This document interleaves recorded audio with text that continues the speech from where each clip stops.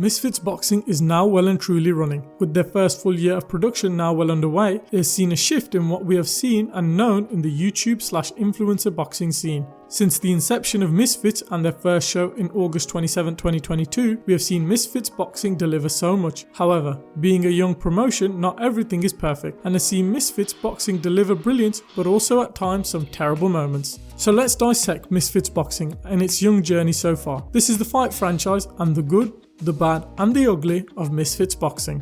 Misfits Boxing is truly underway, and it has so many good things going for it in its young lifespan. One of its best things is its consistency it has on putting on shows. With dates planned for shows for the whole of 2023, they are delivering on a consistent basis and on a level no one in the YouTube boxing scene has ever done before. With before Misfits, we would see sporadic one-off shows taking place, where YouTubers and influencers compete and then after the show nothing would build from it, and the scene would wait for the next show to crop up. But what Misfits has created a place for consistent influencer boxing entertainment, and what makes it even better, it is in one place on DAZN, and with their subscription it is easy to get a hold of and watch. This elevates Misfits so much higher than any other promotion in the influencer scene. It seems like they are trying to create the UFC equivalent of the YouTube boxing scene, which is looking like it might happen. With the biggest stars and a global superstar with KSI at the helm, it could see Misfits Boxing become a huge superpower in the boxing scene. The reason Misfits Boxing has been such a huge success, and one of its best things, it is pure entertainment. Misfits has put on some amazing shows, with some truly entertaining fights, and revolutionising the sport. With a brilliant first card, with some brilliant KOs, and fights all the way up to the best Misfits fight of all time, and even one of the best YouTube boxing fights of all time, between Walid Sharks vs Dean the Great, which for pure entertainment was one of the most fun and entertaining fights the influencer scene has ever seen. With Misfits now adding tag team boxing, which everyone was a huge skeptic of, which was a fun, entertaining watch, which was a huge surprise. And speaking of surprises, Misfits has fun with secret opponents and putting on some of the most fun and entertaining moments with Pineda's surprise return. This sees Misfits not just having fun, providing entertainment like we have never seen in the influencer scene, which makes the shows must watch and amazing value for money. The entertainment isn't just in the ring, but in the build-up. As well, what Misfits understands is that it's not just the in-ring that matters, but also the promotion beforehand. With amazing face-to-face shows beforehand and fun press conferences, this makes you more entertained beforehand and has you hyped going into the fight. The promotion isn't perfect and can definitely improve, but is a huge bonus to the entertainment that Misfits provides. This wouldn't be possible without the YouTubers/entertainers putting on the show and getting in the ring. This has helped create some household names in the scene who have now become superstars and brilliant entertainers and cornerstones of Misfits. With Slim from his first show with his legendary entrance and his iconic knockout of Temper to the iconic legendary rise of Salt Papi, they're helping build Misfits Boxing for the future and are becoming must-see superstars who maybe soon will headline their own events. This is a huge testament to Misfits. Yes, they need to find characters like them, but once they find them, Misfits knows they can turn them into big names. Even off the back of losses, Pineda and Swarms have turned their fortunes around and become names tied to Misfits Boxing. As yes, the shows can be great, but it's the personal connections and the relationships fans have with the influencers and boxers which will have them coming back to watch more. But arguably one of the biggest wins of Misfits is the women's influencer boxing that has taken place in Misfits. Yes, I know what everyone will say. It's not real boxing, it's not high level, it doesn't look like boxing, but who cares? They are entertaining. The women on most shows they have competed on have stolen the show and showcased themselves as must watch on every card they compete on. With boring and underwhelming heavyweight fights on some Misfits card, you know when the female influencers fight, you are going to be entertained. They have provided incredible entertainment, whether in the build-up or in the actual fight. It's going to be great seeing the women in the scene get better and divisions build, as they are truly entertaining, and who knows, maybe we will see them headline a Misfits event sometime soon. Misfits needs to promote and build the female influencer boxing scene, as it could become a huge selling point and a premier attraction of what they are building. All this being said, Misfits isn't perfect and has had a lot of bad and things they can improve on. This isn't the be all end all, but are small critiques that I feel Misfits, if improved on, could truly help elevate what they are doing and trying to create. One of the first things is the production. I know they are going for a unique and modern look, which is amazing, and I like the logo, but at times I just feel there is too much going on.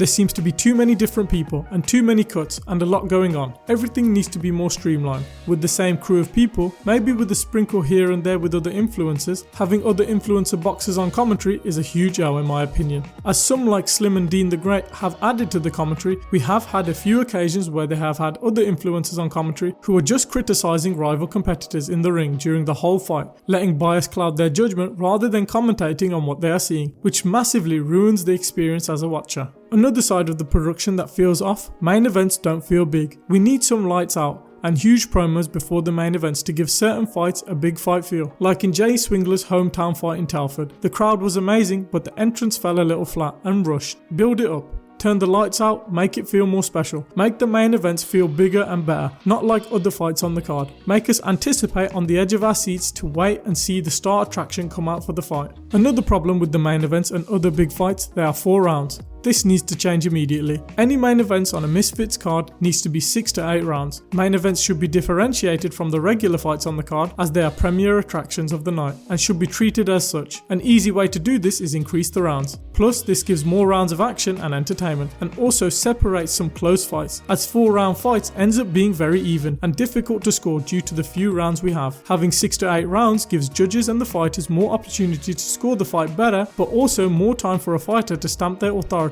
The same goes for title fights, they need to be 6 to 8 rounds. If you want to give people belts and call them champions, they have to differ themselves from the rest of the division, and this is easy to do. Increase title fights to 6 to 8 rounds.